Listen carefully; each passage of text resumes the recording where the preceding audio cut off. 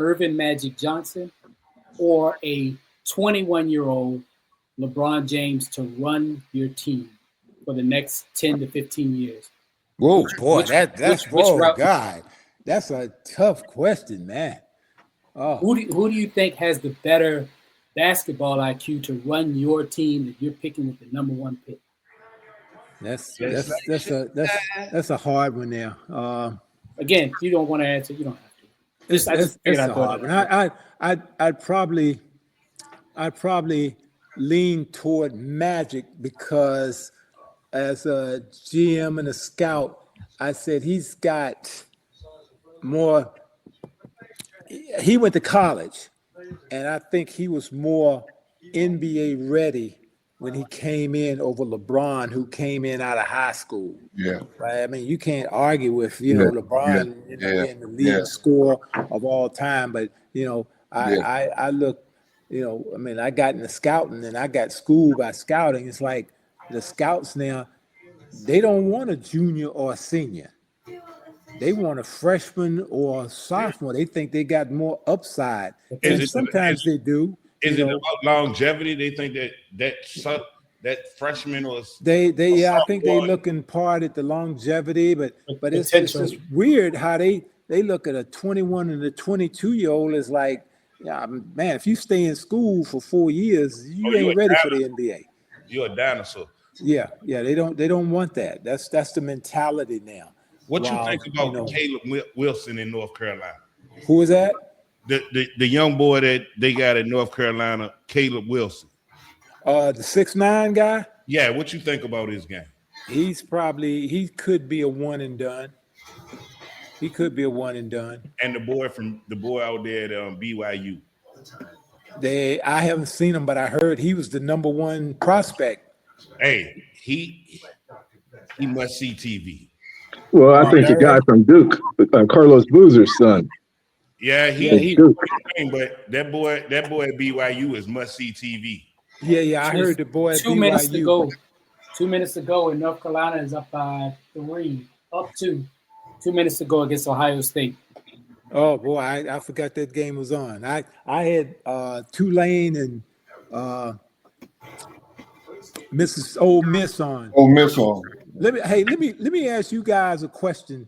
If you all can answer this, because I've been with this football playoff stuff. I know it was big controversy with Miami and Notre Dame, but I'm looking at they got James Madison and Tulane. I don't think those two teams are better than Notre Dame. And they don't deserve to be there. I mean, that's what I'm saying. I'm saying they picking conference winners and stuff. I mean, I know they was in a tizzy because Duke upset. And that what made everything the way. That's what messed everything up because Duke upset Virginia, but Duke had 5 losses, and they had to put with ACC being a Power 5 conference. They had to put an ACC team in, and Miami has shown their stuff because they went into Texas A&M and won. So they showed all of that on side.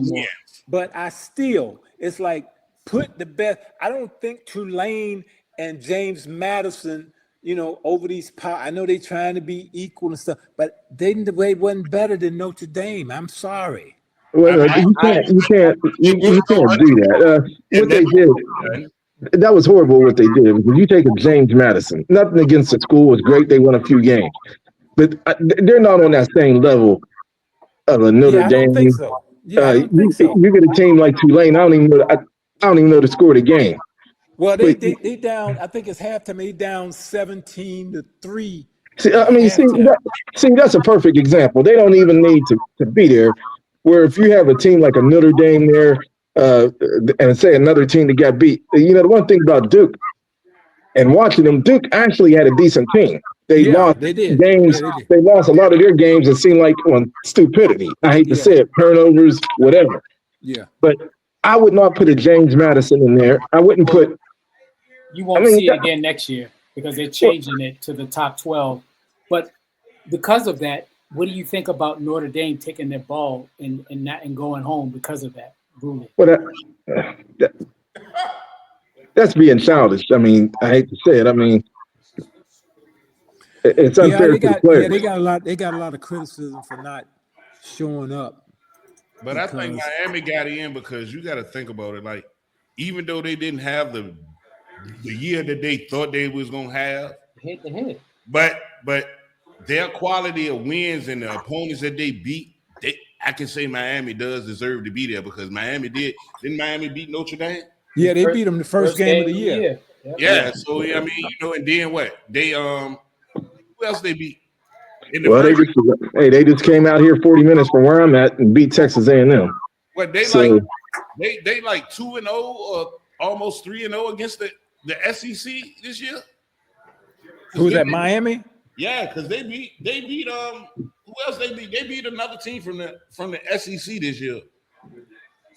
I can't remember. Did they give Alabama? No, they didn't play Alabama.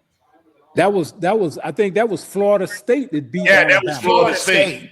Florida State beat Miami quality of wins were a lot better than anybody else in the ACC. Yeah, but you got to also understand Notre Dame lost the first 2 games of the season by a total of 4 points and then went on a 10-game win streak. Exactly. It's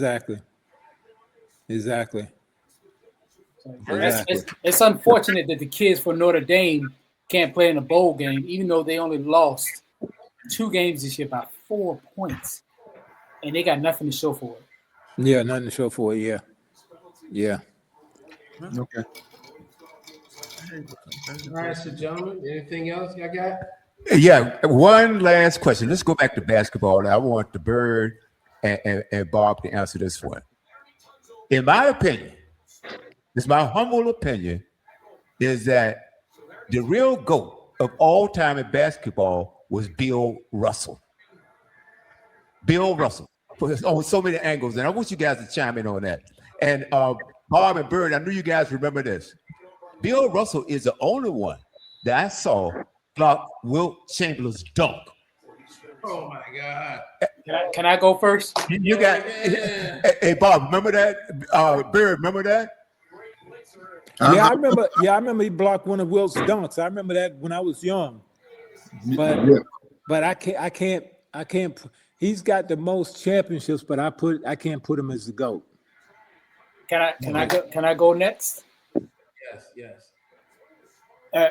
WB, when you say the GOAT, are you talking about NBA GOAT or just basketball GOAT? The greatest, NBA basketball player of all time. That's my opinion. Okay, I thought we were talking about combined high school, college, NBA. I was gonna say it should be Kareem. It really should be Kareem. Well, but if we're just talking NBA, if we're just talking NBA and NBA only, in my opinion, it should be between Wilt and Jordan. I mean, I know people want to throw LeBron up there, but it should be Wilt and Jordan, in my opinion. Now, I could get greedy and go by rings now, but I'm not going to go. Yeah, but see, that's where the difference to me comes in. If you're talking winner, I'm going with Bill Russell. Absolutely. But if you're talking about, as far as my opinion, the greatest player, Google Wilt Chamberlain's records, and you might be scrolling for about 5 minutes. I mean, he doesn't get his just due. I mean, he doesn't get his just due. He's got records that will never be broken. 50, 30, and 10. and this, you guys probably don't even know this one right here. Yeah. He averaged over 48 minutes a game, and people said, "How is that?" He played every overtime. He did not sit out all this load management stuff. He averaged over 48 minutes a game. And he never fouled out. He never fouled out of the game. Never fouled out of the game. Didn't Wilt have 1 year where he led the NBA in assists? Yeah. What, Timmy? Yeah. He did it in 1967 when he was with Philly. The NBA in assists. Yeah. Mr. Mcadoo, did you pop? Because I don't know, WB. Do you know that we got an NBA player from Richmond that went to the league, played for the Bucks, named Paul Preston? Yeah, I remember him. I didn't know he's from Richmond. Yeah, went to George. Yeah, he went to Witt. He went Yeah, to he went George. to Witt. Yeah, also Johnny Newman. Man, Johnny Newman ain't from Richmond. No, he's from South Boston. I played against Johnny Newman. No, he's from South Boston. Now, Mr. McAdoo, who you think are the top 5 all-around scorers in today's NBA? In today's NBA, Yeah. Kevin Durant. I like the guy. I like Vic Jovic, the Serbian from Denver. Yeah. He can go inside, outside, 3 assists. Yeah. He's not the most athletic guy, but good God, man, Yeah, he does it. He I does like it the all. comparison that you gave him, though. Sabonis, because he does. Yeah, he looked like Sabonis. Could he have held up in the 90s with his David Robinson, Patrick Ewing, Shaq, and those other guys? Could he, in your opinion, do you think he could have held up? Absolutely. Okay. Absolutely. You know, Derek, you brought up about great centers in the 90s. What people don't realize is there was great centers in the 70s. Yep. I mean, there was not a bad center on any team in the NBA at that point, regardless of who the team was. I think the golden years were the 90s. Was Wes Unseld a bad No man? way. No way. Oh, Yeah, yes, he was small for his size, but he could rebound his pass off. And that outlet pass, That outlet pass. the outlet pass, he was fantastic. I mean, him and Earl was a duel, bro. Them two. Well, Him and Elvin Hayes. Elvin Hayes. Yeah. And I tell you something else. And Bird and Bob, you guys remember this. When they had West outside, he would bring the ball in. I mean, pass the ball in. They had him pass the ball in most time because he would start that fast break with that pass. That overhand pass. Yeah. He never brought the ball down when he rebounded. Oh no, yeah, kept it up over his head. Yep. Yeah, right there. Boom. That's like Kevin Love with it. And then and it's on his hands. He's passing the ball. Well, I'm gonna tell you who's on this panelist from Virginia. All of us.